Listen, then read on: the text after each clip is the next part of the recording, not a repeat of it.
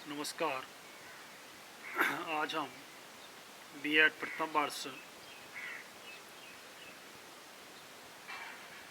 Third paper learning and teaching अधिगम और शिक्षण के अंतर्गत कक्ष प्रबंधन क्लासरूम मैनेजमेंट का अध्ययन करेंगे।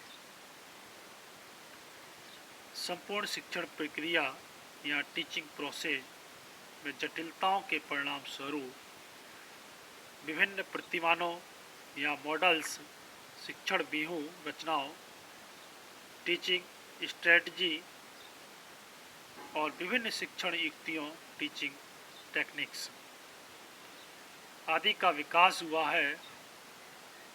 इस प्रकार के विकास ने यह सोचने पर मजबूर कर दिया है कि शिक्षण की व्यवस्था, मैनेजमेंट ऑफ टीचिंग, स्वयं में एक विशिष्ट प्रकार का कौशल या स्पेशलाइज्ड स्किल है।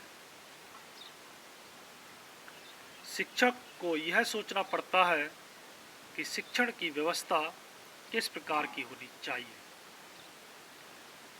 इस प्रकार शिक्षण व्यवस्था, टीचिंग मैनेजमेंट का ज्ञान शिक्षक को प्रशिक्षण काल में ही देना आवश्यक होता है।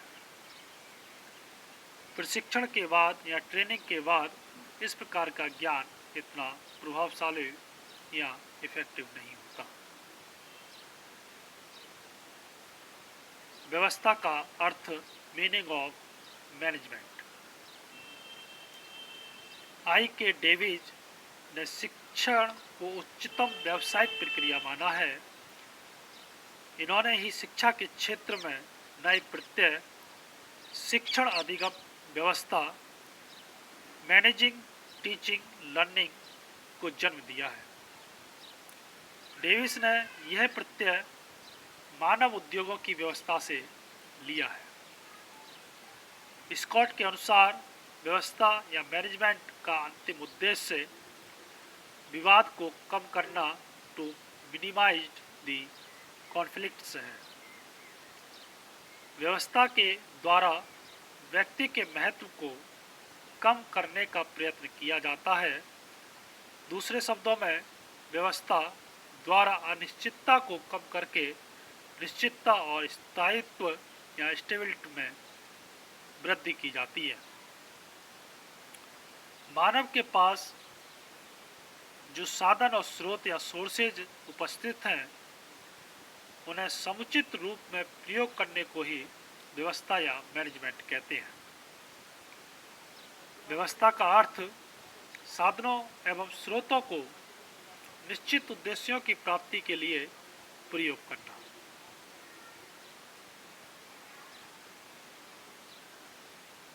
व्यवस्था के अंतर्गत निम्नलिखित युक्तियों या टैक्टिक्स का प्रयोग किया जाता है। कार्यों एवं क्रियाओं, टास्क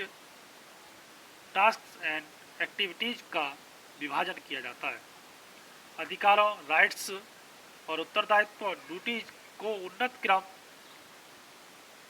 हेरेची में तय किया जाता है। प्रयासों और स्रोतों और साधनों में समन्वय स्थापित किया जाता है। व्यवस्था के आधार पर वास्तविक उपलब्धियों, रियल आउटकम्स के संबंध में पूर्व कथन किया जाता है।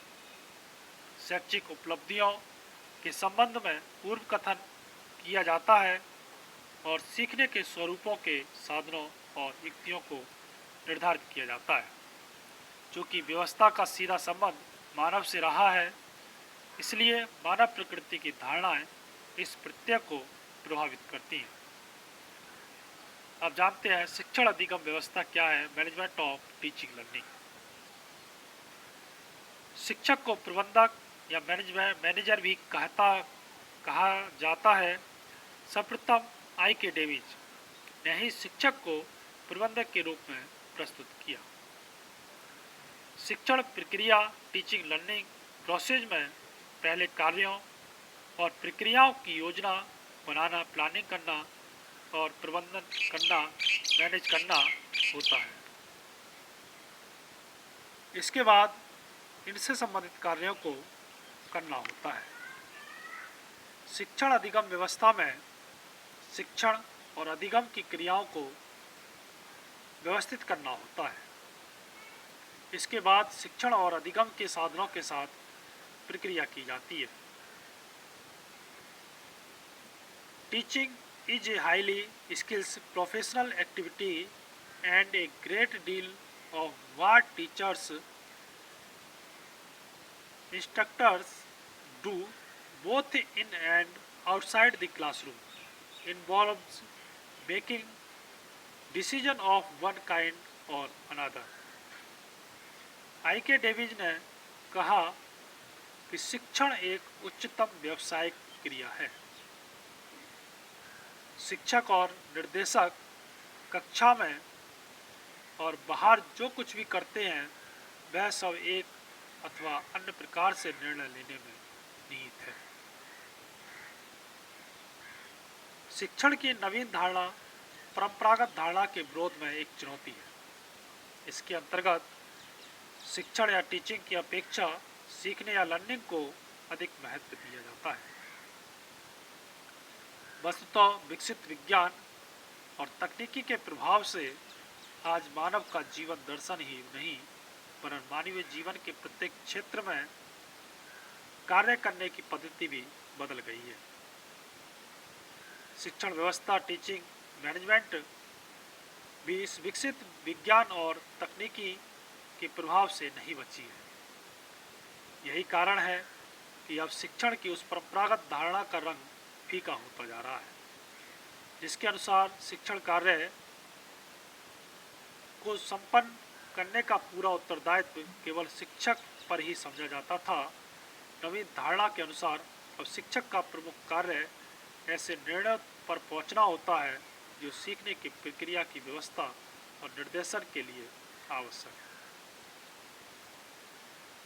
उपयुक्त विवरण से स्पष्ट हो जाता है कि आज के शिक्षक या टीचर में उस व्यावसायिक संवेदना का विकास करना है, डेवलप करना है, जिससे शिक्षण प्रक्रिया टीचिंग प्रोसेस इतनी सक्रिय और गतिमान बन जाए कि उपलब्ध साधनों के द्वारा उद्देश्यों ऑब्जेक्टिव्स की प्राप्ति होते हुए राष्ट्र के सभी विद्यार्थी वीर, बुद्धिमान, विद्वान और चरित्रवान नागरिक बन जाए।